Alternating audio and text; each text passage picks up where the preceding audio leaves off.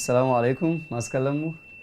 Kamar da kuka sani sunana Ahmad Delta, yau ga ma a cikin shirin Canki Baiti.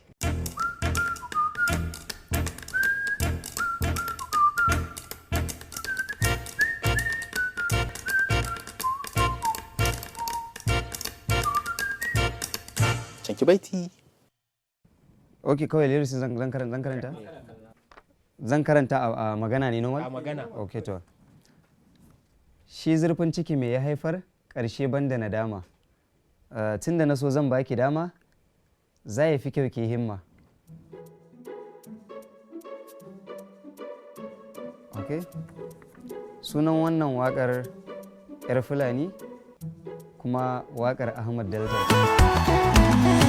Shi zurfin ciki me ya haifar ƙarshe banda nadama. Tun da na so zan baki dama, za ya fi kyau ki himma. Ok? Na faɗi sanki nake zahiri, so nake ki riƙe mini alƙawari, kina jina, ke ce ne wa albishiri.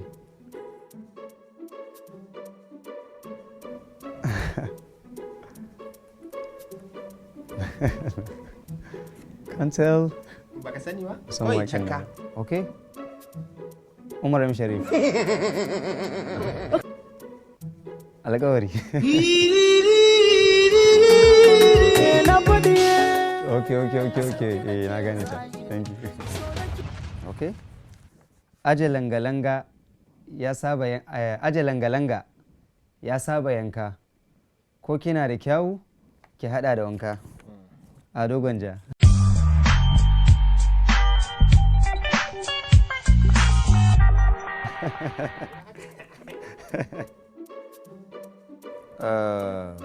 Oh shit. Bari mu canka mu gani. Langa-langa. Langa-langa ya saba yanka. Na gane ta. Kina da kyawu ki daɗa da. Ok.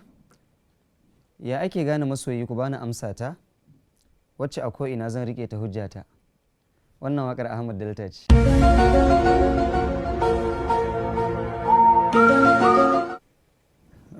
Sunanta masoyin gaskiya.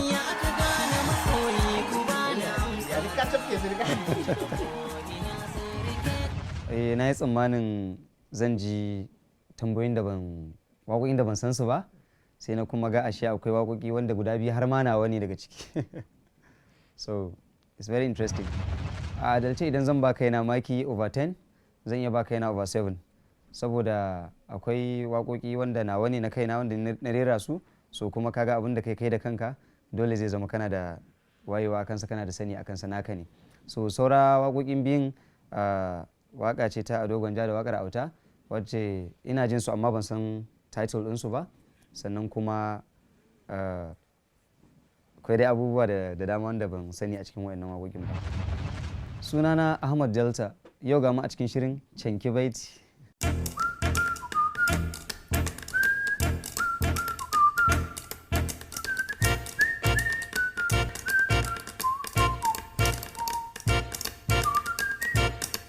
Canki Baiti.